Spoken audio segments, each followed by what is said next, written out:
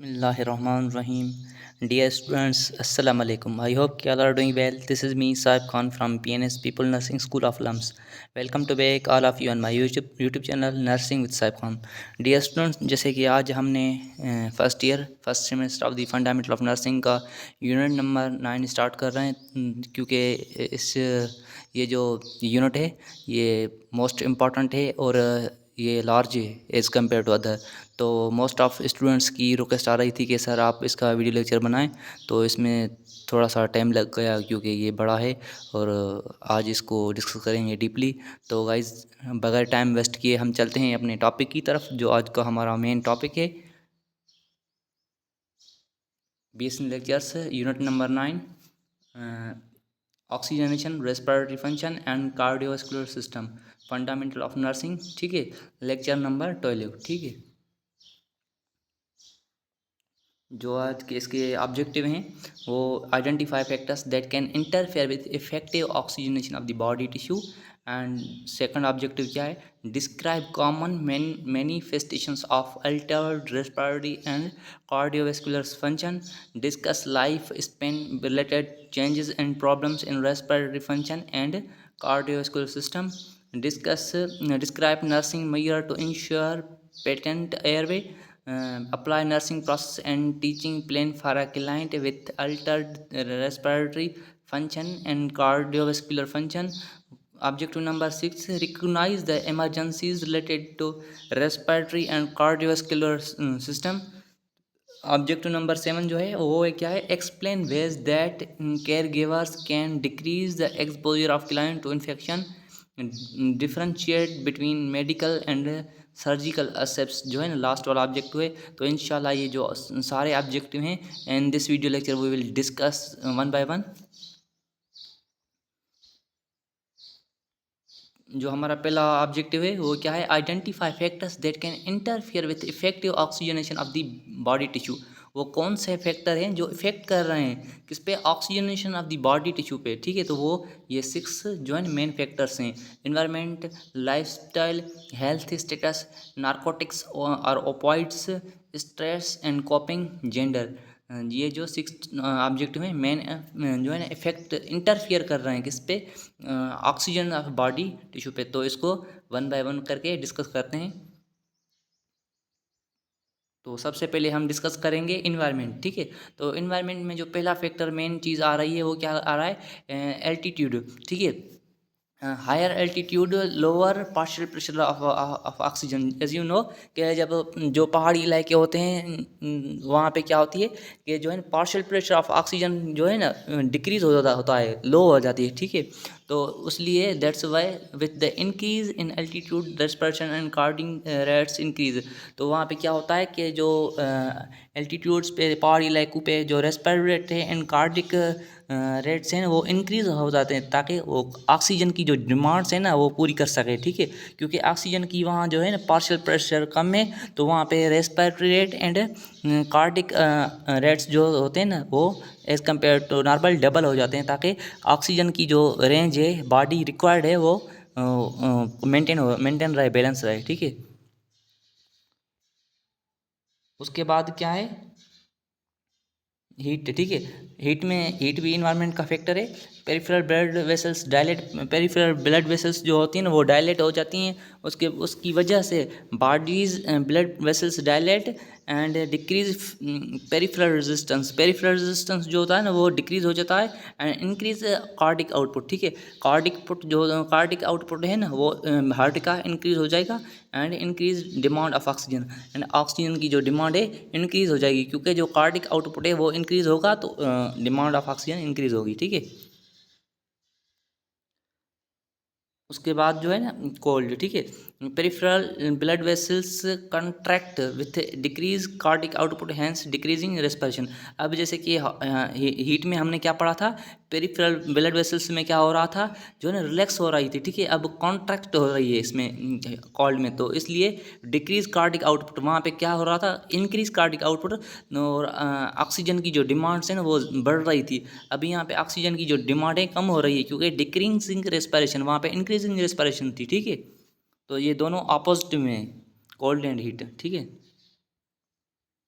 उसके बाद है air pollution. People who have history of lung disease and alter respiratory function experience difficulty in breathing, ठीक है। वो लोग जिनकी हिस्ट्री में है लंग डिजीज, ठीक है, and alter respiratory function means के चेंज हो रहे हैं respiratory function with experience difficulty in breathing, उनको सांस लेने में तकलीफ है, ठीक है। तो एयर पॉल्यूशन भी उनके लिए मेन कॉज कर सकती है, ठीक है, इंटरफेयर कर सकती है, मीन्स कि क्लीन एयर नहीं है तो वो जो है ना लंग्स डिजीज जिसको है, जहाँ जिसका अल्टर रेस्पिरेटरी फंक्शन है, तो वो जो है इंटरफेयर कर सकती हैं, इनफेक्टिव हो सकते हैं, ठीक है। उसके बाद क्या है लाइफ स्टाइल, ठीक है। Physical activity increase the rate and deep of the breathing hence increase heart rate and the process just opposed in people having sedentary life style. जाहिर सी बात है, जिसकी फिजिकल एक्टिविटी इंक्रीज होगी तो उसकी डीप द ब्रीथिंग मीन्स के बड़ी सांस, ठीक है, एंड इंक्रीजिंग हार्ट रेट, और हार्ट रेट जो है ना वो बढ़ जाएगी, एंड जो है ना वो opposed in people having sedentary life style, ठीक है। तो मीन्स इसमें जो है ना फिजिकल एक्टिविटी पे डिपेंड कर रहा है, जितना फिजिकल एक्टिविटी ज़्यादा होगी उतनी जो है ना हार्ट रेट बढ़ेगी और रेस्पिरेशन बढ़ेगी, ठीक है। उसके बाद हेल्थ स्टेटस मीन्स कि उस बंदे का हेल्थ स्टेटस क्या है। Disease of cardiovascular system and respiratory system can adverse effect of their functioning, ठीक है। अब जो डिजीज़ हैं COD cardiovascular disorder and respiratory system की, वो एडवर्स इफेक्ट किस पे करती हैं, उसके फंक्शन पे। One cardiovascular condition that effect oxygen anaemia, ठीक है। अब उसमें खून की कमी है, तो खून की कमी है, ऑक्सीजन की कमी है, तो RBC डिक्रीज हो रहे हैं, मीन्स कि ये इफेक्ट कर रही हैं उस बंदे पे, ठीक है। तो ये क्या है हेल्थ स्टेटस है, जो कि मेन फैक्टर है, इफेक्ट कर रहा है किस पे, इंटरफेयर कर रहा है ब्लड टिश्यू पे, ठीक है। उसके बाद नारकोटिक्स और opioids. Narcotics such as a morphine and meperidine decrease the respiratory rate and deep by the depressing the respiration centre in the middle of lung, ठीक है। ये क्या है, ये ड्रग्स हैं, ये नार्कोटिक्स एंड मॉर्फाइन जो ड्रग्स हैं, ये क्या कर रहे हैं, डिक्रीज करवा रही हैं रेस्पिरेटरी रेट को, एंड डिप्रीजिंग रेस्पिरेशन, जो हमारे ब्रेन में मेडुला ऑब्लिगेटा सेंटर है, रेस्पिरेटरी सेंटर है, तो उसको रेस्पॉन्स कर रहे हैं, और ये जो है ना रेस्पिरेटरी रेट को डिक्रीज करवा रही हैं, ठीक है। ये नार्कोटिक्स और ओपॉइड्स जो भी ड्रग्स हैं, ठीक है। उसके बाद स्ट्रेस एंड कॉपिंग, जैसे मैंने पहले भी इस टॉपिक पे बहुत बात कर दी है कि स्ट्रेस एंड कॉपिंग जो होती है ना, वो सिंपैथेटिक नर्वस सिस्टम को एक्टिवेटेड करती हैं, क्योंकि सिंपैथेटिक नर्वस सिस्टम जब भी एक्टिवेटेड होता है तो हमारी बॉडी में हार्मोन्स रिलीज होते हैं, फाइट एंड फ्लाइट हार्मोन्स, जिसको एपिनेफ्राइन नॉन एपिनेफ्राइन हार्मोन कहते हैं, ठीक है। वो जब इंक्रीज होते हैं तो मसल एक्टिविटीज़ इंक्रीज हो जाती हैं, और जो है हार्ट रेट इंक्रीज होता है, रेस्पिरेशन इंक्रीज होती है, ठीक है। तो इसमें भी यही बात है कि activity that increase rate and of respiration and heart rate and vice versa, ठीक है। अब इसमें भी मसल्स जो है ना respiratory rate and heart rate increase हो रहा है, ठीक है। उसके बाद उसके बाद क्या है जेंडर, ठीक है। जेंडर जेंडर तो मिडिल एडल्ट अंटिल मिनोपॉज, ठीक है। Oestrogen has a protective effect in women, slowing the progress of atherosclerosis and reducing the risk of CVS disease।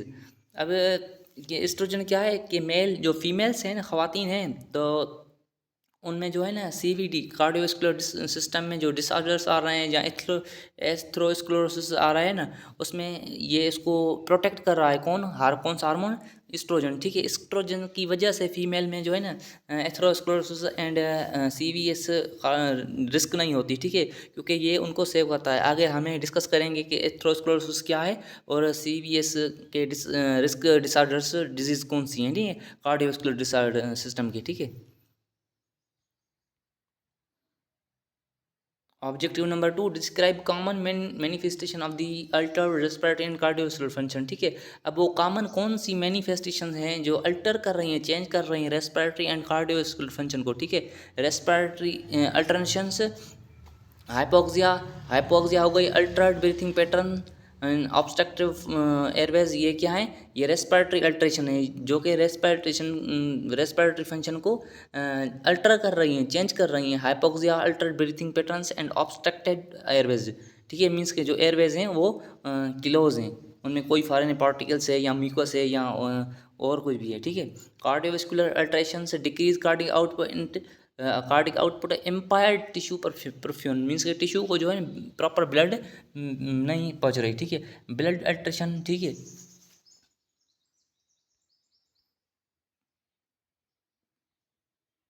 तो हम सबसे पहले क्या डिस्कस करेंगे, हाइपोक्सिया। हाइपोक्सिया क्या है, एक कंडीशन है insufficient oxygen anywhere in the body, means के हमारी बॉडी में एनीवेयर किसी भी पार्ट में जो है ना ऑक्सीजन इनसफिशिएंट है, मीन्स प्रॉपर नहीं पहुंच रही। ठीक है, from inspired gas to tissue, means के जो हम सांस ले रहे हैं उससे लेकर जो भी हमारी बॉडी में टिश्यू है वहाँ पे कहीं ना कहीं ऑक्सीजन की कमी है। ठीक है, डिफिशियंसी ऑफ ऑक्सीजन है। It can be related to any part of the respiration, वो किसी भी रेस्पिरेशन के पार्ट से रिलेटेड है। मीन्स के हाइपोक्सिया का आपको कॉन्सेप्ट ये है कि ऐसी कंडीशन जिसमें इनसफिशिएंट ऑक्सीजन हो जाए उसको क्या कहते हैं, hypoxia. Ventilation, diffusion of gases, transport of gases by blood. ठीक है, ये गैसेज के जो है ना ऑक्सीजन के ट्रांसपोर्ट करने के वेज हैं। हाइपो वेंटिलेशन क्या है, that is inadequate alveolar ventilation that is caused by drugs, anesthesia, or due to the disease of respiratory system that relate to the condition hypercarbia or hypercapnia। ठीक है, अब hypoventilation क्या है, एक alveolar ventilation है। ठीक है, जो कि ड्रग्स की वजह से होती है, एस्थमा की वजह से होती है। ठीक है, अब उस कंडीशन को क्या कहते हैं, हाइपरकेप्रिया और हाइपरकेपनिया। ठीक है, when diffusion of oxygen from alveoli does not place properly then condition appears called hypoxaemia. ठीक है, एंड साइनोसिस क्या है, is a condition also associated with hypoxia. ये भी एक कंडीशन है जो कि एसोसिएटेड है, रिलेटेड है किससे, हाइपोक्सिया से। ठीक है, and that is the blue discoloration of the mucous membrane and nil bears due to the reduced haemoglobin saturation with oxygen. अब हमारी बॉडी में जो हेमोग्लोबिन सेचुरेशन है, ऑक्सीजन है, उसकी डिक्रीज हो रही है, वो उसकी इनसफिशेंट मीन्स के उसकी डिफिशिएंसी हो रही है। तो हमारी जो नील बेड्स हैं या म्यूकस मेम्ब्रेन है वो ब्लू डिस्कलरेशन हो रही है। ठीक है, उनकी, तो उस कंडीशन को क्या कहते हैं, साइनोसिस। ठीक है, अब हाइपोक्सिया की साइन सिम्टम कौन सी हैं, sign of hypoxia, rapid pulse, pulse ज़्यादा हो जाएगी, rapid shallow respiration and dyspnoea, shallow respiration होगी या डिस्पेनिया होगी, इंक्रीज रेस्टलेसनेस और लाइट हेडनेस। ठीक है, flaring of the nares nostrils, substernal और इंटरकोस्टल रिएक्शंस, साइनोसिस, ये सारी की क्या है, साइन एंड सिम्टम है किसकी, हाइपोक्सिया की।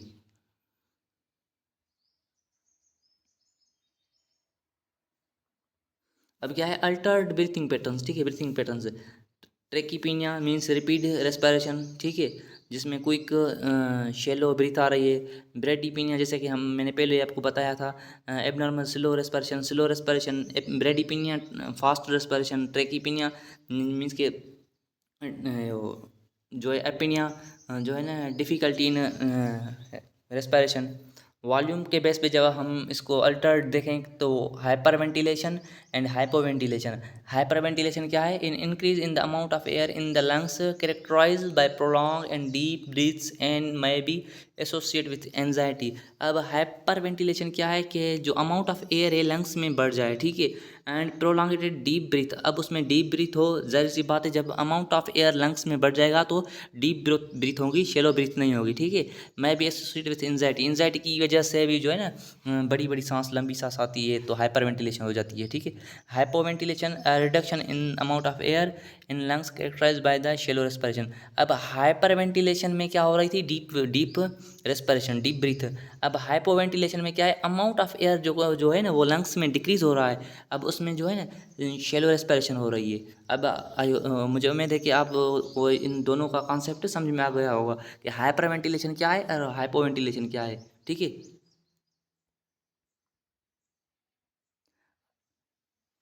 रिथम। ठीक है, चाइन स्ट्रोक ब्रीथिंग है, ये मैंने पहले आपको बताया था। It is an abnormal pattern of the breathing characterised by the progressively deeper. पहले ये क्या होगी, जो रेस्पिरेशन है वो डीपर होगी, जैसे कि इस डायग्राम में मैंने शो किया है। Faster breathing followed by the gradual decrease that result in temporary apnoea. ठीक है, जैसे कि पहले से वो जो है ना प्रोग्रेसिवली डीपर हो रही है, फिर क्या हो रही है फास्टर, फिर उसके बाद जो है ना gradual decrease that result in the temporary apnoea, जो बीच में गैप है जहाँ पे जो वेव्स नहीं है वहाँ पे क्या है टेम्पररी एपिनिया है। द पैटर्न रिपीट्स इटसेल्फ, ये पैटर्न जो है रिपीट्स हो रहा है which each cycle taking 30 second to 2 minutes. ये जो चैन स्ट्रोक ब्रीथिंग साइकिल है ये 30 से 2 मिनट्स में सारी साइकिल एक प्रोसेस में लेती है। ठीक है, इसको इस सारे प्रोसेस को क्या कहते हैं चैन स्ट्रोक्स ब्रीथिंग। ठीक है, as are effect dyspnoea difficulty and laboured breathing during which the individual has a patent unsatisfied need for air and feels distress. ठीक है, डिस्पेनिया में क्या होता है डिफिकल्टी इन ब्रीथिंग, जो लेबर्ड ब्रीथिंग होती है वो भी डिफिकल्टी इन ब्रीथिंग होती है। ठीक है, orthopnoea ability to breathe only in upright or sitting position. ठीक है, जो कार्डिक अरेस्ट में होते हैं या जो लंग्स अस्थमा के या टीबी के जो पेशेंट होते हैं उनको सांस लेने में तकलीफ होती है डिफिकल्टी इन ब्रीथिंग, तो वो पेशेंट को ना डॉक्टर जो है ना फिजिशियन वो प्रिस्क्राइब करता है पोजीशन कौन सी आर्थोपोनिया, सिटिंग पोजीशन है इसको बोलते हैं। ठीक है, सेमी सिटिंग पोजीशन इसको बोलते हैं, कार्डिक पोजीशन भी इसको बोलते हैं। ठीक है,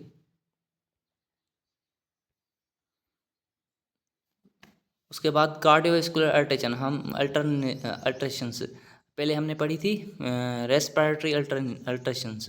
अब decrease cardiac output, cardiac output क्या है कि एक मिनट में जो है ना हार्ट जो है ब्लड को पंप कर रही है सारी बॉडी में, उसको क्या कहते हैं कार्डिक आउटपुट। ठीक है, अब देखते हैं कि कार्डिक आउटपुट कैसे डिक्रीज हो रहा है। The vessel that supply blood to the heart muscles may become occluded by the atherosclerosis or blood clot, shutting of the blood supply to the portion of the myocardium.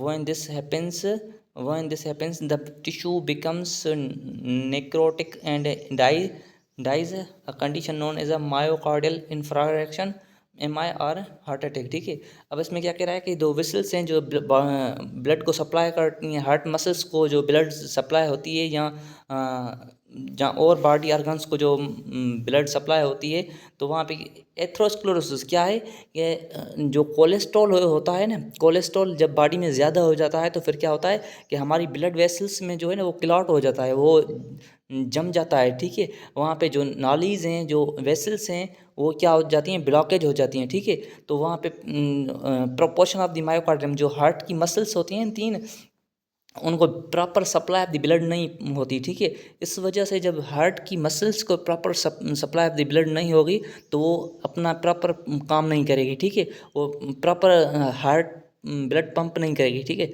When this happen the tissue become necrotic and dies. अब उसको जो है ना जाहिर सी बात है कि जो हमारी ब्लड होती है उसमें न्यूट्रिएंट्स होते हैं और ऑक्सीजन होती है, जो टिश्यूज़ को ब्लड सप्लाई नहीं हो रही तो नेक्रोटिक हो गए, डायज हो गए, क्योंकि उनको न्यूट्रिशन नहीं पहुंच रही।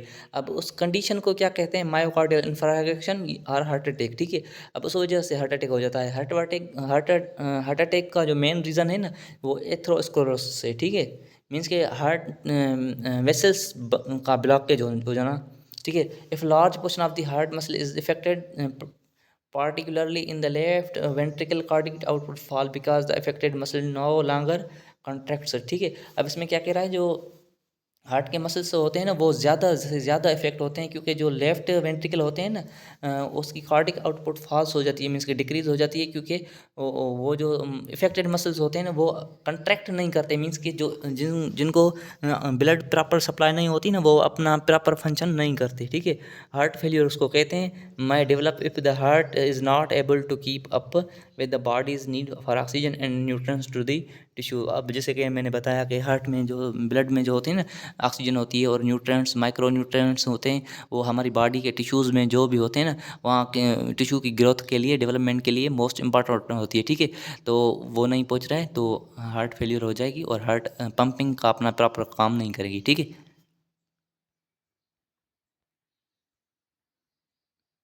उसके बाद cardiovascular alterations impart tissue perfusion, means कि जो ब्लड है ना वो टिश्यू को प्रॉपर नहीं पहुंच रही। ठीक है, उसमें कैसे चेंज आ रही है, जैसे कि मैंने एथरोस्क्लेरोसिस पे बात की, यहाँ पे भी सेम ही है। Is by far the most common cause of impaired blood flow to organs and tissue. As vessels narrow and become obstructed, distal tissues receive less blood, oxygen and nutrients. ठीक है, same बात आ रही है कि जो भी distal parts हैं body के, मीन्स के हेड हो गया, लेग्स हो गई, तो उस पर जो है ना हार्ट जो है ना प्रॉपर ब्लड की सप्लाई नहीं कर रही, क्योंकि वेसल्स नेरो, वेसल्स जो है ना जो ब्लड को लेके जाती हैं बॉडी ऑर्गन्स तक, वो नेरो हो जाती हैं और उसमें ऑब्स्ट्रक्टेड हो जाती हैं। ठीक है, और जो है ना टिश्यू रिसीव लेस ब्लड, और टिश्यू को ब्लड मीन्स के कम मिल रही है, oxygen and nutrients, that's why atherosclerosis. Ischaemia क्या है? Is a lack of blood supply due to the obstructed circulation. अब सर्कुलेशन में ऑब्स्ट्रक्टेड आ गया है। ठीक है, any artery in the body may be affected by the atherosclerosis, although the effects are often related to coronary arteries. Vessels supply blood to the brain and arteries in peripheral tissue. अब ischemia means के lack of blood supply due to obstructed circulation, arteries में effect atherosclerosis है। ठीक है, उसके बाद जो coronary arteries है ना, कोरोनरी आर्टरीज क्या करती हैं? हार्ट मसल को ब्लड सप्लाई करती हैं। ठीक है, और जो vessel supplying blood to the brain and peripheral tissue. ठीक है, उसके बाद obstruction of the coronary arteries cause myocardial ischaemia often resulting in angina pectoris. ठीक है, एंजिनिया पेक्टोरिस क्या होती है? ये इंडिकेशन होती है किसकी? हार्ट अटैक की। ये हार्ट पेन होता है। ठीक है, लेफ्ट साइड, लेफ्ट आर्म जो मूव करता है, इसमें क्या होता है? ये इंडिकेशन, फर्स्ट इंडिकेशन होती है किसकी? हार्ट अटैक की। मीन्स के जिस भी पेशेंट को हार्ट पेन हो रहा है ना, मीन्स कि उसको एंजिनिया पेक्टोरिस हो रहा है, उसकी हार्ट मसल्स को प्रॉपर ऑक्सीजन सप्लाई नहीं हो रही, उसके चांसेस हैं कि उसको हार्ट अटैक हो सकता है।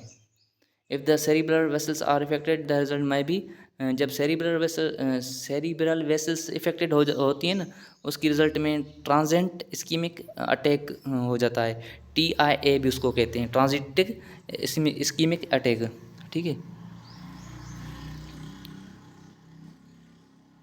उसके बाद कार्डियोवास्कुलर अल्ट्रेशन, ब्लड अल्ट्रेशन। ठीक है, because most oxygen is transported to tissue in combination with haemoglobin. जैसे कि मैंने पहले भी बताया कि जो ऑक्सीजन है वो ब्लड ट्रांसपोर्ट करता है ऑक्सीजन को, तो इसमें कह रहा है कि जो मोस्ट ऑक्सीजन है बॉडी में वो ट्रांसपोर्ट होती है with combination of haemoglobin, haemoglobin के साथ मिलकर के ऑक्सीजन बॉडी टिश्यू को प्रोवाइड की जाती है। The problems of the inadequate red blood cells, low haemoglobin level of the abnormal haemoglobin structure can affect tissue oxygenation. ठीक है, अब जो RBC है इंडिकेट है, रेड ब्लड सेल्स लो हैं, ठीक है, हेमोग्लोबिन लो है, तो एबनॉर्मल स्ट्रक्चर जो है इसकी हेमोग्लोबिन की, वो भी इफेक्ट कर रही है टिश्यू ऑक्सीजनेशन को, मीन्स के टिश्यू को ऑक्सीजन पहुँचाने में वो भी इफेक्टेड है। And anaemia has several different cause. Anaemia क्या है? Lack of blood. RBC are loss along with other components because of acute or chronic bleeding। अब देखें ना, ये RBC लॉस हो रही है बॉडी से, उसकी वजह क्या है कि acute और chronic bleeding हो रही है। ठीक है, और if the client is डिफिशेंट in iron और फोलिक एसिड, अब फोलिक एसिड और आयरन जो है उसकी डिफिशेंट है पेशेंट को, उस वजह से भी जो है ना RBC ज़्यादा से ज़्यादा नहीं बन पा रही। Haemoglobin and RBC are not formed adequately.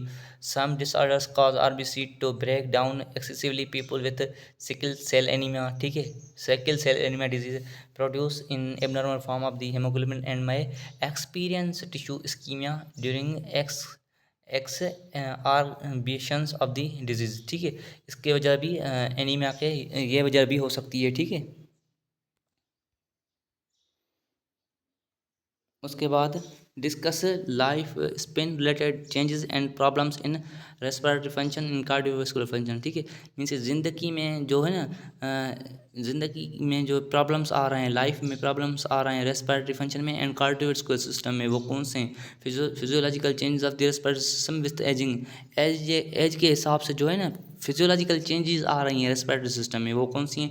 Decrease respiratory muscle strength, जो रेस्पिरेटरी मसल्स हैं उसकी स्ट्रेंथ जो है ना वो डिक्रीज हो रही है। Decrease in elastic recall of the lung tissue. अब लंग टिश्यू में एक इलास्टिक रिकॉल क्वालिटी होती है, मीन्स के उसकी जो है ना कैरेक्टर्स जो होती है वो जो है ना एज के हिसाब से जो है ना, जो स्मोकिंग करते हैं या ओल्ड एज होते हैं उसमें ये कम हो जाती है। Stiffening of chest wall and calcification of the costal cartilage, ठीक है। अब वो जो चेस्ट वॉल है ना वो स्टिफन हो रही है, सख्त हार्ड, ठीक है। एंड क्लासिफिकेशन, आपको पता है कि कार्टिलेज एंड बोन में क्या डिफरेंस है। कार्टिलेज जो होती है ना वो सॉफ्ट होती है और बोन जो होता है ना वो हार्ड होता है, ठीक है। तो अब जब कार्टिलेज में क्लासिफिकेशन होती है कैल्शियम की तो वो स्ट्रांग होता है, वो बोन में कन्वर्ट हो जाता है, ठीक है। तो अब यहाँ क्या हो रहा है, क्लासिफिकेशन मीन्स के एडिशन और decomposition of calcium into cartilage. जब कार्टिलेज में कैल्शियम की डिपोजिशन होगी तो वो स्ट्रांग हो जाएगी, हार्ड हो जाएगी, ठीक है। तो इस वजह से जो है ना चेस्ट वॉल कंप्रेस नहीं करेगी। Decrease in size of the inter vertebral space, inter vertebral space जो है उनकी साइज डिक्रीज हो जाएगी। Loss of एल्यूलर surface area and pulmonary capillary blood volumes, जो एल्यूलर सरफेस हैं वो डिक्रीज़ हो जाएंगी और पल्मोनरी कैपिलरी ब्लड वॉल्यूम जो है ना वो भी डिक्रीज़ हो जाएगा, ठीक है। एनाटॉमिकल चेंजेस कौन सी, ये जो पहले हमने 5 डिस्कस की ये फिजियोलॉजिकल चेंजेस थी, ठीक है। अब एनाटॉमिकल चेंजेस कौन सी हैं, air space size increase due to this senile emphysema, ठीक है। अब सेनाइल एम्फाइजीमा के वजह से जो है ना एयर स्पेस डिक्रीज हो जाते हैं और इंक्रीज हो जाते हैं, ठीक है। Compliance chest wall compliance decrease, chest wall decrease हो रही है and lung compliance increase to normal and total respiratory compliance decrease, ठीक है। अब इसमें क्या कह रहा है कि चेस्ट वॉल जो है ना वो कंप्लेंस है कि वो डिक्रीज है, ठीक है। एंड लंग्स कंप्लेंस इंक्रीज, तो टोटल रेस्पिरेटरी कंप्लेंस क्या है कि डिक्रीज हो रहा है, ठीक है।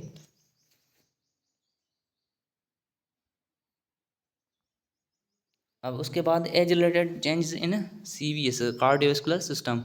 अब आर्टरी है, ठीक है। तो आपको पता है कि आर्टरी का काम क्या होता है, आर्टरी जो होती है ना हमारी हार्ट से ब्लड लेके जाती है इसमें बॉडी ऑर्गन्स तक, ठीक है। Increase size of the left atrium, thickness of the endometrium. अब जो लेफ्ट आर्टरियम है ना उसकी थिकनेस बढ़ जाती है बिकॉज एंडोमेट्रियम की थिकनेस ज़्यादा हो जाती है, ठीक है।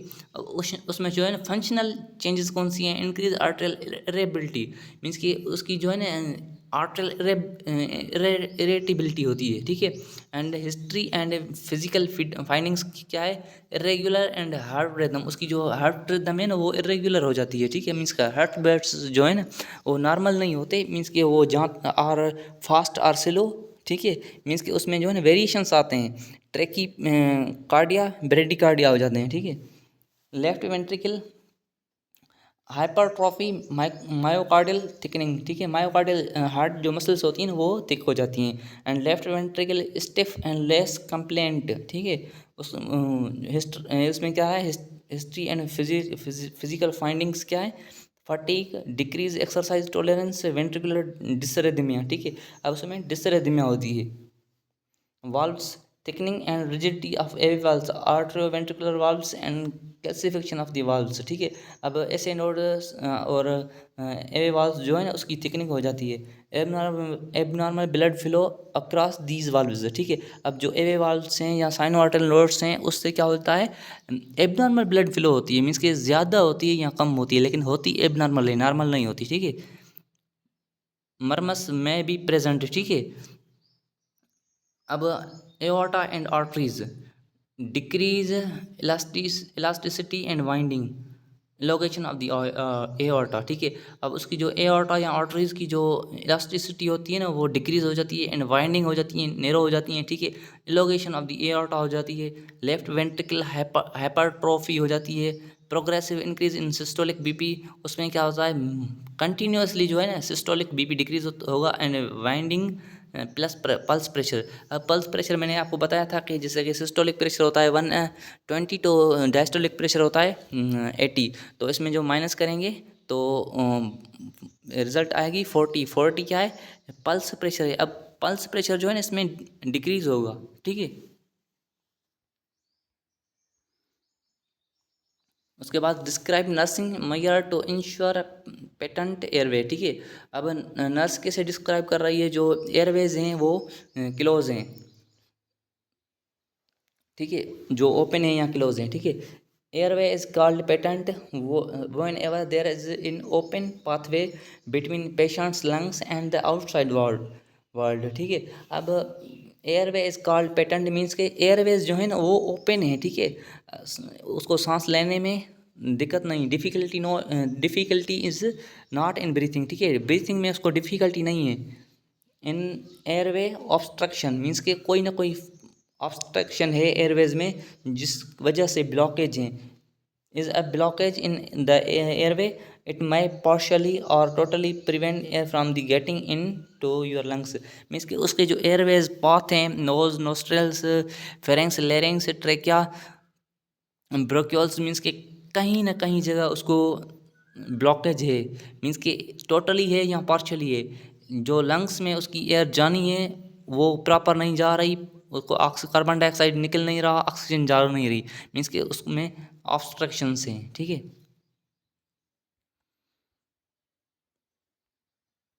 उसके बाद assist patient in performing health deep breathing and cough exercise. Nurse का काम क्या है कि पेशेंट को असेस करेगी, उसकी परफॉर्मेंस देखेगी कि वो कैसे ब्रीथ कर रहा है, उसकी कफिंग कैसी है, उसको कफिंग एक्सरसाइज बताएगी, ठीक है, ठीक है। उसके बाद ऑप्टिमल पोजीशनिंग सिटिंग पोजीशन, जो जैसे कि मैंने आपको बताया कि आर्थोपेनिया पोजीशन होती है। जो पेशेंट अस्थमा के या लंग्स के पेशेंट होते हैं, डिफ़िकल्टी इन ब्रीथिंग होती है, उसको या कार्डिक पेशेंट को भी ये पोजीशन दी जाती है जो डॉक्टर प्रिस्क्राइब करता है according to the patient position status, ठीक है। Use of abdominal muscle for move forcefully cough, ठीक है। अब वो जो एब्डोमिनल मसल्स हैं होते हैं वो यूज़ होते हैं कफ के लिए, मीन्स के बड़ी खांसी आती है और उसको हाई कफ होती है, ठीक है। यूज़ ऑफ इंसेंटिव स्पायरोमीट्री, इसको आगे डिस्कस करेंगे कि इंसेंटिव स्पायरोमीट्री एक डिवाइस है जो कि लंग्स को मेंटेन करने में हेल्प करती है, तो आगे स्लाइड में आएगा तो इसको डिस्कस करेंगे। Importance of frequent position changes, अब मीन्स के कंटिन्यूस उसकी पोजीशन चेंज करनी है, ठीक है, उसकी पोजीशन को इंपॉर्टेंस देनी है, ठीक है। अब जिस पोजीशन में पेशेंट को डिफ़िकल्टी हो रही है सांस लेने में, तो उस पोजीशन को उसको नहीं लेना, ठीक है, पोजीशन उसकी कंटिन्यूसली चेंज करनी है।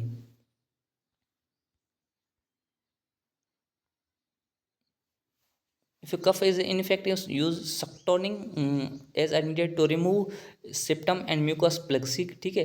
अब जो कफ है वो इनफेक्टिव है तो हम क्या करेंगे, सेक्टोनिंग एक टेक्निक होती है जिसकी वजह से हम, जिसकी हेल्प से हम क्या करते हैं, जो एयरवेज होते हैं उसको क्लियर करते हैं, उसमें म्यूकस मेम्ब्रेन म्यूकस हो गया और सिप्टम हो गया, प्लक्स हो गए, जो भी है ना, वो उसको सप्टोनिक टेक्निक की वजह से क्या करते हैं, रिमूव करके क्लियर करते हैं ताकि उसकी जो है ना ब्रीथिंग प्रॉपर हो, ठीक है, उसकी एयरवेज क्लियर हो जाएं।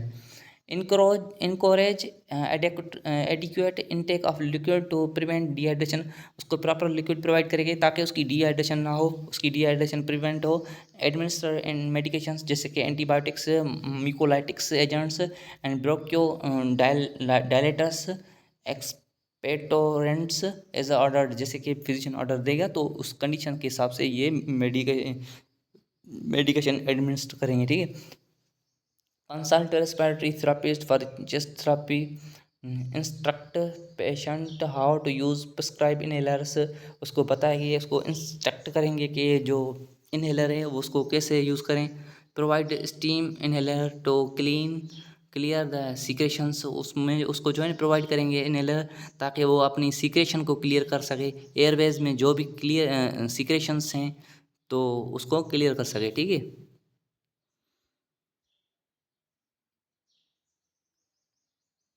उसके बाद क्या है, apply nurse process and teaching plan for a client with Altered respiratory function and cardiovascular function, ठीक है। अब नर्सिंग प्रोसेस के जो है ना प्रोसेस हैं, नर्सिंग प्रोसेस के assessment, diagnosis, planning, implementation, evolution, जो इसके सिर्फ 6 स्टेप्स हैं। अब एक पेशेंट है जिसकी जो है ना एयरवेज अल्टर्ड हैं एंड कार्डियोवास्कुलर फंक्शन भी प्रॉपर नहीं है, तो उसको कैसे नर्सिंग प्रोसेस के हेल्प से नर्स उसको बताएगा। तो सबसे पहले उसको असेस करेगा, फिर उसको उसकी डायग्नोसिस करेगा, ठीक है, असेसमेंट में क्या आ रहा है कि नर्सिंग हिस्ट्री लेगा, ठीक है। अगर नर्सिंग हिस्ट्री में क्या होता है कि उस पेशेंट की टोटल जो है ना बेसलाइन डेटा लेगा कि पेशेंट की कंडीशन क्या है, पेशेंट की हिस्ट्री में तो ये डिजीज़ नहीं है, ठीक है, ये जेंडर से रिलेटेड तो नहीं है, ठीक है। उसके बाद फिजिकल एग्जामिनेशन करेगा, उसके एयरवेज को देखेगा, उसकी हार्ट को देखेगा, उसके लंग्स की मूवमेंट को देखेगा कि उसकी ऑक्सीजन कैसे है, उसकी जो है ना ऑक्सीजन सेचुरेशन कैसे है, ठीक है।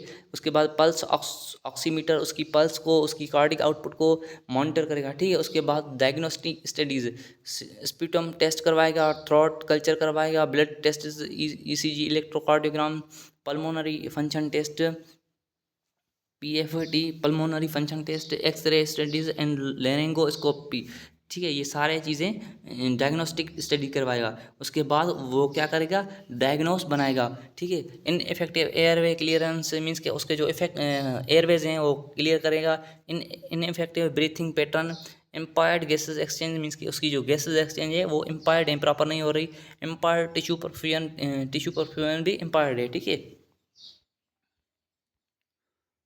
उसके बाद जो है ना थर्ड स्टेप है प्लानिंग बन करेगा, ठीक है। मेंटेन अ पोटेंट एयरवे, उसके जो एयरवेज है उसको पोटेंट करेगा, ओपन करेगा, ठीक है। Improve comfort and easy for breathing, उसको जो है ना ब्रीथिंग को इम्प्रूव करेगा। मेंटेन और improve pulmonary ventilation and oxygenation, उसकी जो वेंटिलेशन है या ऑक्सीजन है, ऑक्सीजनेशन उसको क्या करेगा, इम्प्रूव करेगा। एंड मेंटेन और इम्प्रूव टिश्यू परफ्यूजन, मेंटेन और रिस्टोर एडिक्वेट कार्डिक आउटपुट जो है ना वो भी उसकी रिस्टोर करेगा, ठीक है। Improve ability to participate in physical activities, उसको इम्प्रूव करवाएगा एबिलिटी टू पार्टिसिपेट, ताकि वो अपनी जो है ना फिजिकल एक्टिविटीज़ परफॉर्म कर सके। Prevent risk associate with oxygenation, वो रिस्क जो कि रिलेटेड हैं ऑक्सीजनेशन से, उससे उनको प्रिवेंट करवाएगा, such as skin and tissue breakdown, syncope, acid base imbalance and feeling of the hopelessness and social isolation, ठीक है। ये जो भी चीज प्रॉब्लम्स है ना एसोसिएट ऑक्सीजनेशन, उससे उस हाई रिस्क से नर्स क्या करेगा, उस पेशेंट को प्रिवेंट करवाएगा, ठीक है। उसके बाद इम्प्लीमेंटेशन, ठीक है। प्रोमोटिंग ऑक्सीजनेशन, उसकी ऑक्सीजन को प्रोमोट करवाएगा। Deep breathing and coughing, half half coughing, ठीक है, जो मीन्स कि हाफ कफिंग होती है वो करवाएगा। हाइड्रेशन एंड ह्यूमिडिफायर्स, न्यूबलाइजर्स हो गया। मेडिकेशंस, इंसेंटिव स्पायरोमीट्री हुआ, आगे हम डिस्कस करेंगे, ठीक है। Percussions and vibration and postural drainage, ठीक है, ये भी आगे डिस्कस करेंगे। ऑक्सीजन थेरापी, ठीक है। तो हम देखते हैं इंसेंटिव स्पायरोमीटर, ठीक है। इंसेंटिव स्पायरोमीटर क्या है, is a hand device that help your lungs recover after a surgery और लंग इलनेस, ठीक है। ये एक हैंड डिवाइस है, ताकि ये क्या करती है, जो सर्जरी या आफ्टर सर्जरी या इलनेस में जो है लंग्स को रिकवर करने में हेल्प करती है। Your lungs can become weak after prolong disuse, अब उस लंग का जो है प्रोलॉन्ग डिसयूज हो रहा है, ठीक है, ठीक है। इस वजह से लंग्स जो है ना वीक हो सकते हैं, वीक हो जाते हैं, जैसे कि स्मोकिंग या अदर एक्टिविटीज़ की वजह से लंग्स जो है ना वीक होता है। तो उस लंग्स को मीन्स के रिकवर करने के लिए हम इंसेंटिव स्पायरोमीटर डिवाइस का यूज़ करते हैं, ठीक है। वो ये है, ये डायग्राम में जो हो रही है कि ये क्या है, इंसेंटिव स्पायरोमीटर है, ठीक है, जो लंग को मेंटेन करती है आफ्टर एंड बिफोर सर्जरी, ठीक है। उसके बाद चेस्ट पर परक्यूशन, ठीक है, is a manual technique which involves clapping on the chest and और back to loosen the thick sticky mucus from the side of the lungs. This will enable the secretion to move into larger airway when you take a deep breath, so that you are able to cough and clear the secretion effectively. अभी ये क्या है, ये chest percussion से, जैसे कि अब उसको ज़ोर दिया जाता है, क्लैपिंग की जाती है, जैसे कि उसमें जो एयरवेज में सिक्रेशन है वो मूव करें, ताकि लार्ज एयरवेज में, ताकि उसकी जो डीप ब्रीथ ले तो उसकी एयरवेज की जो भी सिक्रेशन है और कफ है, कफ की फॉर्म में आउट निकल के आएँ, ताकि सिक्रेशन इफेक्टिवली हो जाए और एयरवेज क्लियर हो जाए, ठीक है। ये एक टेक्निक है, ठीक है। उसके बाद oxygen therapy is a treatment that delivers oxygen gas for you to breathe. ये क्या है, ये एक थेरापी है, एक ताकि इसमें ट्रीटमेंट की जाती है ताकि ऑक्सीजन गैस को प्रोवाइड किया जाए और ब्रीथ प्रॉपरली हो सके। Overview, you can receive oxygen therapy from tubes resting in your nose, face mask और tube place in your trachea और विंड पाइप। ठीक है, ये इस थेरापी की वजह से जो है ना, ट्यूब रेस्टिंग या नोज या फेस मास्क या tube place trachea wind pipe पे लगा के हम जो है ना ऑक्सीजन ले सकते हैं।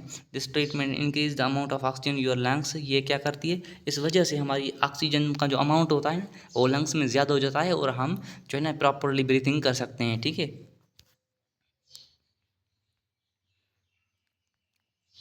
उसके बाद oxygen therapy safely, oxygen therapy safely precautions. ठीक है, तो इसको थोड़ा सा टच दे देते हैं। तो ये की पॉइंट्स हैं, आप भी रीड कर सकते हैं। Keep the oxygen at least 3 metre from any open flame और heat source such as candles और गैस स्टोव और from anything that could cause spark. ठीक है, तो उसके बाद डू नॉट स्मोक और let any else smoke near the oxygen equipment. जो भी ऑक्सीजन इक्विपमेंट है उसके नियर स्मोक या कोई भी ऐसी स्मोकिंग वाली चीज़ नहीं होनी चाहिए। And avoid using anything flammable near to the oxygen. Oxygen के नियर जो है ना, कोई भी ऐसी फ्लेमेबल वाली चीज़ ना हो। Check that all electrical equipment in the विक्टनरी of the oxygen is properly grounded earth held. जो भी वो चीज़ें हैं ना, इलेक्ट्रिकल इक्विपमेंट, वो अंडरग्राउंड होना चाहिए। ठीक है, avoid using electrical appliance such as hair dryers and rollers while oxygen is in use. Make sure you have to smoke alarms in your home। ठीक है, अब ये होम की बात कर रहा है कि आप अगर अपने घर में हैं तो स्मोक अलार्म्स लगाएं। ठीक है, उसके बाद as the oxygen concentrator become hot when is used, locate in it a well ventilated area away from cranes or traps। ठीक है, have your oxygen container inspected and serviced regularly according to the supplier's instructions. Store oxygen cylinder is in upright source. जो कि जिस cylinder में आपकी oxygen store है उसको upright position दें। Position in well ventilate and area away from any open flammable heat source और direct sunlight. जो भी फ्लेमेबल सोर्सेज हैं या सनलाइट हैं डायरेक्ट, उससे दूर किया जाए, अवॉइड किया जाए उसको। सिलेंडर जो था जिसमें ऑक्सीजन स्टोर है, do not cover with cloth और प्लास्टिक। उसको कवर नहीं करना प्लास्टिक या क्लॉथ से। ठीक है, handle oxygen equipment with care to avoid damaging cylinder से। ठीक है, उसको डैमेज भी नहीं करना इक्विपमेंट्स को। ठीक है, तो ये आप जो है ना 10 पॉइंट्स हैं, ये आप इसको देख लें। ठीक है, उसके बाद लास्ट वाला जो है ना, नर्सिंग प्रोसेस का स्टेप है एवेल्यूएटिंग। ठीक है, एवेल्यूएटिंग में मेन मकसद ये होता है कि भाई जो हमने पहले एसेस किया, उसके बाद डायग्नोस किया, डायग्नोस के बाद जो है ना हमने प्लानिंग की, प्लानिंग के बाद हमने इम्प्लीमेंटेशन की। इम्प्लीमेंटेशन के बाद हम क्या करेंगे, एवेल्यूशन करेंगे कि हमारे पास जो पेशेंट आया था, ब्रीथिंग उसका प्रॉपर नहीं था, एयरवेज क्लोज थे, कार्डियोवास्कुलर डिसऑर्डर था। तो अब हम देखें कि हमने इसकी जो प्रॉपर ट्रीटमेंट की है, नर्सिंग इंटरवेंशन किए, तो इसमें क्या इम्प्रूवमेंट आया है या नहीं आया। तो इस सारे फेज़ को क्या कहते हैं, एवेल्यूएटिंग। ठीक है, तो हम अब इसमें देखेंगे कि हमारा जो पेशेंट था, पहली कंडीशन, पहली डेटा उसकी क्या थी, अब डेटा क्या है। ठीक है, what is the client precaution of the problem. अब परसेप्शन, अब जो क्लाइंट का जो परसेप्शन है वो क्या है प्रॉब्लम के बारे में, तो वो ठीक है या नहीं है। Is the client complaining of the shortness of breath और डिफ़िकल्टी ब्रीथिंग।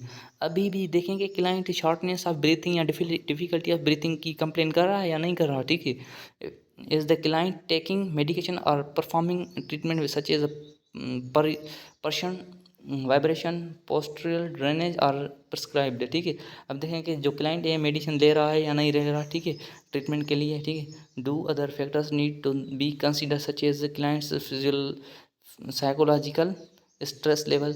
देखें कि कोई और फैक्टर तो नहीं है जिसकी नीड है पेशेंट को, ताकि क्लाइंट्स कभी कभी साइकोलॉजिकल स्ट्रेस में होते हैं ना, एंजाइटी, डिप्रेशन, किसी किसी का डर, उस वजह से अभी वो ठीक नहीं हो पा रहा है। तो उसके लिए नर्स को क्या करना चाहिए कि नर्स को उसको काउंसलिंग करना चाहिए, कम्युनिकेट करना चाहिए, ताकि जो है ना उसका जो है ना डर ख़त्म हो जाए, वो उसकी साइकोलॉजिकल ट्रीट हो जाए। ठीक है।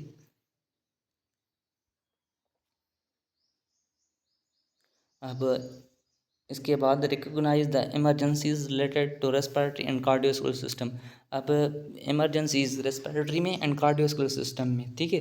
कार्डियोस्कोल इमरजेंसीज क्या है? अरिथमियाज, मीन्स के जो है ना रिदम जो है ना, हार्ट बीट्स जो है ना वो सीक्वेंस में नहीं है, नॉर्मल रही हैं, कभी फास्ट कभी स्लो, मीन्स कि उनके बीच में जो है ना वेरिएशंस आ रहे हैं। Cardiopulmonary arrest, hypertensive emergency, acute myocardial infarction, ठीक है, कार्डिक टेनपोल्ड, ठीक है। ये डिस्कस करेंगे वन बाय वन करके। तो यहाँ पे पहला क्या है? Arrhythmia. Arrhythmia is a problem with the rate of rhythm of the heart beat. ये क्या है? एक प्रॉब्लम है with the rate of heart beat, means कि हार्ट बीट सही नहीं है, ठीक है। During in arrhythmia the heart can beat too fast, too slowly और विद इन इरेगुलर रिदम। अब इसमें क्या है कि ड्यूरिंग अरिथमिया, अरिथमिया में क्या होता है कि हार्ट कभी कभी टू फास्ट जो है ना बीट करती है, उस कभी कभी टू स्लो। तो उसमें जो होती है ना उसको क्या कहते हैं? विथ इरेगुलर रिदमिया, मीन्स के इरेगुलर रिदमिया से हार्ट बीट कर रही है, तो उस कंडीशन को क्या कहते हैं? अरिथमिया। वो है ना हार्ट बीट टू फास्ट, जब heart too fast normal range से ज़्यादा हार्ट फास्टिंग करती है, बीटिंग करती है, तो उसको क्या कहते हैं? ट्रेकी कार्डिया। स्लो करती है तो ब्रेडी कार्डिया। तो आपको उम्मीद है तो ये आपको कॉन्सेप्ट समझ में आ गया होगा, ठीक है। ट्रेकी कार्डिया और ब्रेकी कार्डिया तो पहले भी डिस्कस किया है, ठीक है। उसके बाद कार्डियोवैस्कुलर इमरजेंसीज में क्या आ रहा है? कार्डिक अरेस्ट, ठीक है। कार्डिक अरेस्ट क्या है? Is a sudden loss of blood from flow resulting from the failure of the heart to pump effectively. अब देखिए ना, कार्डिक अरेस्ट मीन्स कि सडन ब्लड फ्लो है जो है ना वो लॉस हो जाता है, मीन्स कि ब्लड जिस रफ्तार से, जिस मूवमेंट से अपना काम कर रही है, हार्ट ब्लड फ्लो कर रही है, ठीक है, तो अचानक वो अपना काम परफॉर्म नहीं करेगी। उसकी जो है ना मीन्स के रिजल्ट में क्या क्या होगा कि भाई ब्लड जो हार्ट जो है ना फेल्यूर हो गई है, अपना हार्ट जो है ना ब्लड को इफेक्टिवली पंप नहीं कर रही। Sign include loss of consciousness, उसकी साइंस क्या है? साइन एंड सिम्टम के वो consciousness and abnormal of absent breathing, उसमें ब्रीथिंग नहीं होगी, कॉन्शसनेस होगा, एबनॉर्मल हो जाएगा, ठीक है। उसके बाद कार्डियोपल्मोनरी रिससाइटेशन, ठीक है, इसको सीपीआर कहते हैं। Is an emergency procedure that combines chest compression often with artificial ventilation in effort to manually preserve interact brain function until further measures are taken to restore spontaneous blood circulation and breathing in a person who is in cardiac arrest, ठीक है। तो cardiac arrest CPR का मैं बस आपको summary बताता हूँ कि सीपीआर होता क्या है। सीपीआर एक कार्डिक अरेस्ट कंडीशन होती है, ठीक है, जिसमें heart no pulse no breathing. अब जाहिर सी बात है, पल्स मीन्स के हार्ट जो है ना अपना प्रॉपर काम नहीं करती, मीन्स कार्डिक अरेस्ट में चली जाती है। उसको वो जो है ना हार्ट को पंप, हार्ट जो है ना ब्लड को पंप नहीं करती, तो इस वजह से जो हार्ट ब्लड को पंप नहीं करेगी तो लंग्स अपना काम नहीं करेंगे, no respiration no pulse, that's why person is cardiac arrest. फिर उसको सीपीआर दिया जाता है, ठीक है। तो उस सारे प्रोसेस को क्या कहते हैं? सीपीआर, ठीक है। तो आगे डिस्कस करेंगे तो सीपीआर के कौन से प्रोसेस हैं, कैसे दिया जाता है, कितने कंप्रेशन होते हैं, कितने वेंटिलेशन होते हैं, ठीक है, कैसे दिया जाता है, उसकी लोकेशन कहाँ है। तो ये मैंने पोजीशन इस डायग्राम में दी है कि जो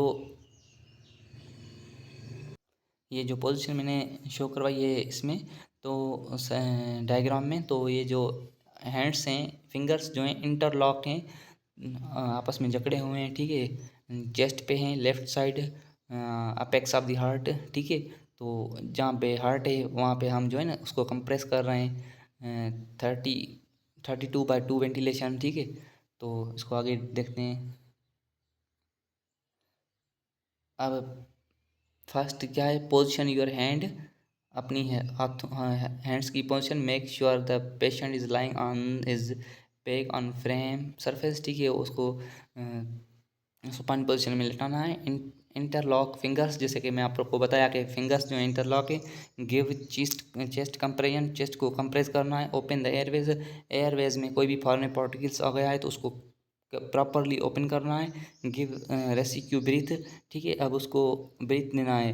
एम्बो बैग, या कहीं आप रोड पे हैं या कहीं भी ऐसी हॉस्पिटल में जहाँ एम्बो बैग नहीं है तो आप माउथ टू माउथ भी ब्रीथ दे सकते हैं। वॉच चेस्ट फॉल, देखें कि चेस्ट की मूवमेंट आ रही है या नहीं आ रही ड्यूरिंग जो है ना CPR।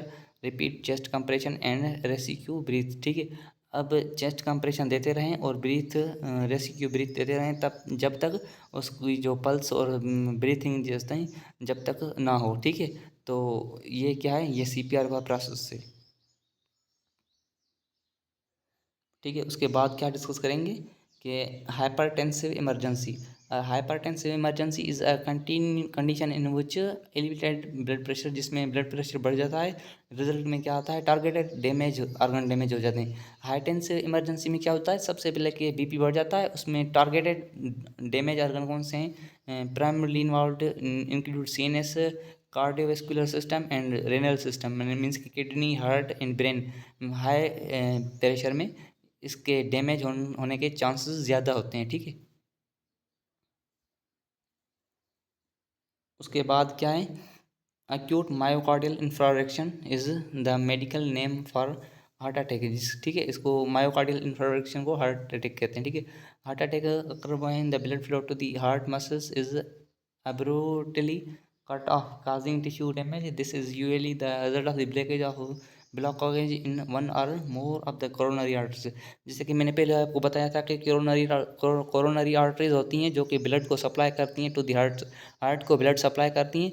अब कोरोनरी आर्टरीज में कोई भी एथेरोस्क्लेरोसिस हो जाती है, जहाँ कोई भी फॉरेन पार्टिकल्स आ जाता है, वो ब्लॉकेज हो जाती हैं, हार्ट के मसल्स को प्रॉपर ब्लड नहीं सप्लाई होती, तो उस वजह से क्या होता है कि हार्ट अपना प्रॉपर फंक्शन काम नहीं करती, तो उस वजह से पेक्टोरल एजेना हो जाता है और हार्ट अटैक हो जाता है, ठीक है। उसके बाद जो है ना कार्डिक टेम्पेंडो, जो लास्ट वाला है, is a serious medical condition in which blood और fluid fill the space between the sac that encase the heart and heart muscles this place extreme pressure on heart. अब cardiac and tamponade क्या है, ये एक serious condition होती है जहाँ पे फ्लूइड एक्यूमुलेशन हो जाती है, हार्ट और हार्ट के मसल के बीच में स्पेस होता है, वहाँ पे फ्लूइड जमा हो जाता है। फिर वो जो फ्लूइड होता है ना, वो एक्सट्रीम प्रेशर डालता है किस पे, हार्ट पे, ताकि हार्ट अपना काम ना कर सके, ठीक है। ठीक है, recognise the emergencies related to respiratory and cardiovascular system. अब इसमें जो है कोई डिजीज़ डिस्कस की गई है कार्डियोस्कुलर, इसकी रेस्पिरेटरी की। Asthma defined is the common chronic respiratory condition that cause difficulty breathing due to inflammation. अब बस इसमें ये चीज़ आपको याद रखनी है कि इस्तेमा होती किसकी वजह से है। इस्तेमा जो एयरवेज है ना, उसमें इन्फ्लेमेशन हो जाती है, उस वजह से इस्तेमा होती है, ठीक है। इस्तेमा के साइन सिम्टम क्या है, include dry cough, wheezing, chest tightness, shortness of breathing, ठीक है। ये है asthma. COPD chronic obstructive pulmonary disease. Chronic obstructive pulmonary disease is an umbrella term that encompasses several respiratory illness. इसकी वजह से most of the respiratory illness हो जाती हैं दैट कॉज ब्रीथलेसनेस एंड और inability to exhale normally. People usually experience symptoms including shortness of the breath and normally cough up septum mucus from the lungs, especially in the morning, ठीक है। ये सारी condition क्या है, COPD की हैं, ठीक है। उसके बाद क्रोनिक ब्रोंकाइटिस मीन्स के इन्फ्लामेशन ऑफ द ब्रोंकाई, ठीक है। Chronic bronchitis is a form of COPD emphasized by the chronic cough. Usually people cough up septum mucus from the lungs, especially in the morning। ये भी morning में होती है क्योंकि ये फॉर्म किसका है, COPD, coronary obstructive pulmonary disease। emphysema, emphysema is a serious respiratory disease which is another form of the COPD। The most common cause is smoking. अब एम्फाइसीमा के मोस्ट काज क्या है, जो स्मोकर होते हैं, जो मोस्ट स्मोकिंग यूज़ करते हैं, तो उसमें ये ज़्यादा होती हैं। Those who suffer from the emphysema have trouble exhaling air from the their lungs, ठीक है। उसको सांस लेने में तकलीफ होती है। Lung cancer with the ability to develop in any part of the lungs. This cancer is difficult to detect most often the cancer develops in the main part of the lungs near to the air sacs. अब एल्यूला या air sacs होती है ना, वहाँ पे ये cancer हो जाती हैं, ये भी स्मोकिंग की वजह से होती है, ठीक है। जो स्मोकर होते हैं ना, उसमें मोस्ट होती हैं, ठीक है। ठीक है। उसके बाद pneumonia, pneumonia is the common lung disease caused by the infection in air sacs या एल्विला जो भी होती है ना, वहाँ पे इन्फेक्शन होता है तो निमोनिया होती है। मीन्स के जिसको कहते हैं लंग्स में पानी हो गया है तो उसको इन the lungs the infection can be bacterial और वायरल और फंगल। ठीक है, ये बैक्टीरिया वायरल फंगल की वजह से हो सकता है। Pleural effusion, pleural effusion is a collection of fluid between the lungs and chest wall. Lungs and chest wall के बीच में स्पेस होता है तो वहाँ पे फ्लूइड अक्यूमुलेशन हो जाती है, फ्लूइड कलेक्शन हो जाती है तो उसको कहते हैं pleural effusion. What's called the pleural space, वहाँ पे जो पिलर स्पेस होता है बिटवीन लंग्स एंड चेस्ट, उसमें क्या होता है, एक्यूमुलेशन ऑफ दी फ्लूइड हो जाती है। ठीक है, उसके बाद डिस्कस करेंगे explain why is that care givers can decrease the exposure of the client to infection. अब इन्फेक्शन क्या है और इन्फेक्शन को कैसे जो है ना प्रिवेंट किया जाए, पेशेंट को इन्फेक्ट से कैसे प्रिवेंट किया जाए। तो ये बहुत इजी है।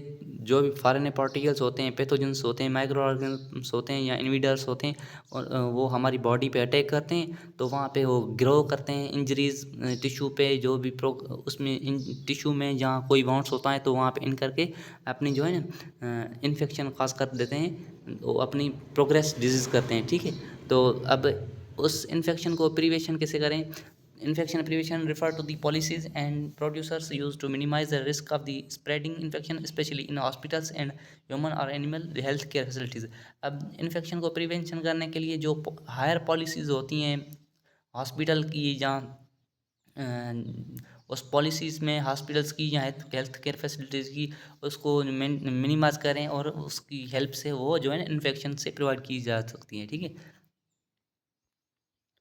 उसके बाद ये क्या है, ये चेन है, चेन ऑफ इन्फेक्शन इसको कहते हैं। ठीक है, तो इसके 6 स्टेप्स हैं। सबसे पहले कि इन्फेक्टियस एजेंट जो कि माइक्रो ऑर्गेनिजम्स हो गए, बैक्टीरिया, फंजाई, वायरस। ठीक है, उसके पास रिजर्वर जिसमें वो सर्वाइव कर रहा है, रह रहा है। ठीक है, ससेप्टिबल होस्ट। ठीक है, अब portal of entry, portal of exist, mode of transmission. ठीक है, ये क्या है, ये 6 स्टेप हैं to prevent the infection, break the chain of the infection. अब आप चाहते हैं कि जो हमारा इन्फेक्शन से प्रिवेंट हो तो इन स्टेप में से किसी भी स्टेप को, जैसे कि इन्फेक्शन एजेंट है ना, वहाँ से उसको ब्रेक कर दे तो इन्फेक्शन प्रिवेंट हो जाएगा। मीन्स के इन्फेक्शन जो है ना आगे स्प्रेड नहीं होगा। ठीक है,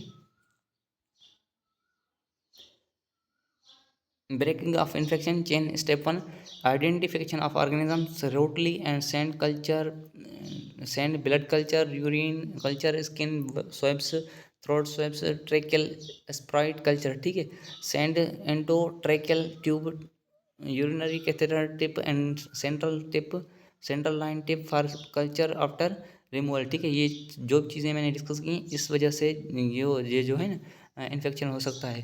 तो अब डिसइंफेक्शन, उसको कैसे बचा सकते हैं, sterilisation of the contaminated objects, और जो भी कंटामिनेंट ऑब्जेक्ट्स हैं, इक्विपमेंट्स हैं, उसको स्टरिलाइजेशन करें, उसको जो है ना प्रॉपर वॉश करें। High level of the disinfectant activated glutaraldehyde, sodium hydrochloride 1%, carbolic solution 5%, bleaching powder 1%, methylated spirit. ठीक है, ये भी यूज़ करें। ठीक है, तो उसको हम ऑब्जेक्ट कंटामिनेंट ऑब्जेक्ट को वॉश कर सकते हैं। ठीक है, स्टरिलाइजेशन कर सकते हैं। उसके बाद measure to control of eliminate और रिजर्व ऑफ इन्फेक्शन, मीन्स कि इन्फेक्शन जो है ना वो कहाँ पे रहता है। ठीक है, तो जैसे कि वाटर हो गया या फूड वगैरह हो गया। ठीक है, employ health immunisation of the health personnel से hepatitis B vaccine, regular checkup for early detection of any communicable disease. ठीक है, कहीं उसको कम्युनिकेबल डिजीज़ तो नहीं हो गई। ठीक है, restriction from the work of the patient, contact with the infected and communicable disease, environmental disease, cleaning with hospital approve clear disinfectant, उस हॉस्पिटल को जो है ना प्रॉपरली क्लीन किया जाए। हैंडलिंग ऑफ द लाइन, जो बेड्स की लाइन है, keep bed sheets dry and clean, और जो बेड शीट है ना पेशेंट की उसको कीप करें dry and clean. Change sheets every day, उस शीट को चेंज करें every day. Pest control and visitors, जो भी आ रहे हैं ना हॉस्पिटल को विजिट करने के लिए उसको कंट्रोल करें। ठीक है, ताकि वो जो है इन्फेक्शन बच सकें। ठीक है, उसके बाद पोर्टल ऑफ एग्जिस्ट मीन्स के जो है ना, पोर्टल ऑफ एग्जिस्ट मीन्स के इन्फेक्शन बा आउट कैसे आ रहा है, ठीक है। Practice aseptic precautions, avoid talking directly to the clients, client से डायरेक्ट अवॉइड ना जो है ना बात ना करें। Mouth to prevent the droplet infection, mouth से जो है ना स्नीजिंग कफिंग से ड्रॉपलेट इन्फेक्शन हो सकता है। Wearing of mask is compulsory if the nurse is infected और she is dealing with patient who are infected. अब देखें कि नर्स या कोई भी पेशेंट है वो ऑलरेडी इन्फेक्टेड है, ठीक है। अब वो मास्क नहीं पहन रही तो डायरेक्ट कम्युनिकेट कर रही है, तो उसकी माउथ मीन्स के स्नीजिंग कफिंग की वजह से वो जो है ना कम्युनिकेबल डिजीज नोजोकोमल इन्फेक्शन जिससे कि हॉस्पिटल में हो जाता है ना, वो स्प्रेड हो जाएगा। तो इसलिए वो मास्क ज़रूर पहना करें, ठीक है। मीन्स के PP personal protective equipment use करें। Careful handling of waste like urine faeces emesis and blood is important. ये जो इसकी केयर ज़्यादा करें ताकि इससे भी जो है इन्फेक्शन प्रिवेंट हो सके। उसके बाद मोड ऑफ ट्रांसमिशन, इस ट्रांसमिशन के टू टाइप्स हैं, एक contact precautions, droplet precautions. Contact means के डायरेक्ट कॉन्टैक्ट की वजह से जो है patient to nurse, nurse to patient, visitor to patient means के डिफरेंट कम्युनिटी पीपल्स में ट्रांसफर हो सकता है, ठीक है। ड्रॉपलेट प्रिकॉशंस जैसे कि एयरबोन्स या कफिंग स्नीजिंग इस वजह से भी हो सकता है। सिंगल पेशेंट रूम, पेशेंट का रूम जो है सिंगल होना चाहिए, एक रूम में एक पेशेंट होना चाहिए, ठीक है। Staff to put on surgical mask when entering room and remove the dispose of mask after leaving room and perform hand hygiene. अब जो स्टाफ है वो सर्जिकल मास्क पहने पहने जब उस पेशेंट के रूम में जाए, और उस रूम से जब बाहर आए तो वो मास्क रिमूव करे एंड जो हैंड हाइजीन प्रॉपर करें, ठीक है। Instruct patient about respiratory hygiene and cough etiquette, उस पेशेंट को अब जो है ना रेस्पिरेटरी हाइजीन बताएं और कफ की टेक्निक्स बताएं। Limit patient movement outside the room to medically necessary purpose, patient को जो है ना बाहर ना आने दें, मूवमेंट उसकी लिमिट करवाएं, ठीक है। और उसको जो मेडिकली नेसेसरी पर्पज बताएं, ठीक है।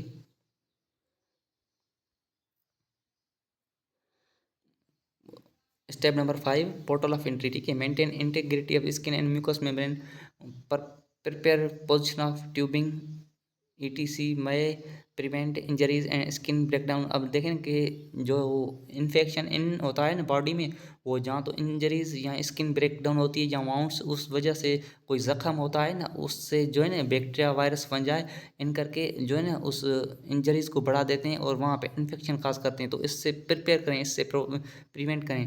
Turning and positioning of clients, clients को टर्न करें एंड पोजिशन करें।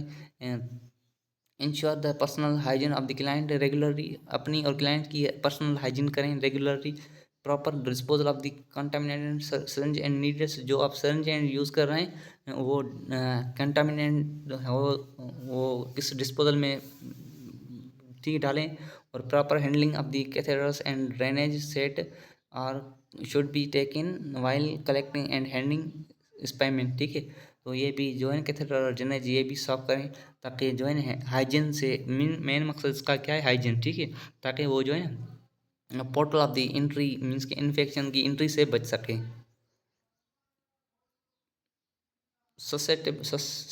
ससेटेबल होस्ट, ठीक है। Avoid contact between the client, client से ज़्यादा बातें ना करें, ठीक है। Categorize patients according to severity of the disease and their vulnerability of the infection, जो है क्लाइंट्स को कैटेगरीज में जो है ना डिवीजन करें, उसकी जो है ना वनरेबिलिटी की, इन्फेक्शन की वनरेबिलिटी एंड डिजीज़ के बेस पे उस जो है ना उसको जो है डिवाइड करें।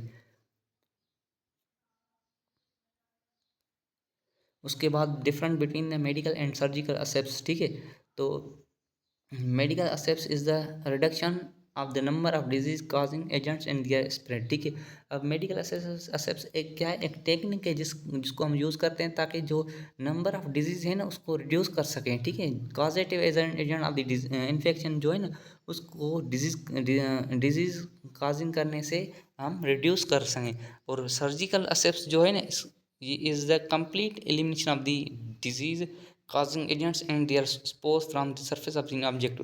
अब इसमें सर्जिकल एसेप्स में डिफरेंस क्या है कि इसमें हम कम्प्लीटली उसको जो है ना एलिमिनेशन करते हैं, डिस्ट्रॉय करते हैं, जो भी डिजीज़ काजेटिव एजेंट्स होते हैं या उसके स्पोर्स होते हैं, ठीक है, from the surface of object, ठीक है। और मेडिकल में हम क्या करते हैं, उसको रिड्यूस करते हैं लेकिन डिस्ट्रॉय नहीं करते, ठीक है। तो इन दोनों में ये डिफरेंस है। तो स्टूडेंट्स, आज का जो वीडियो लेक्चर है बहुत लंबा हो गया है, तो इसको ज़रूर वॉच करिए, ताकि इसमें जो है ना बहुत इंफॉर्मेटिव नॉलेज है। आज का वीडियो बहुत इंपॉर्टेंट है आपके लिए। तो गाइज टेक केयर, अल्लाह हाफिज़, मिलते हैं नेक्स्ट वीडियो में।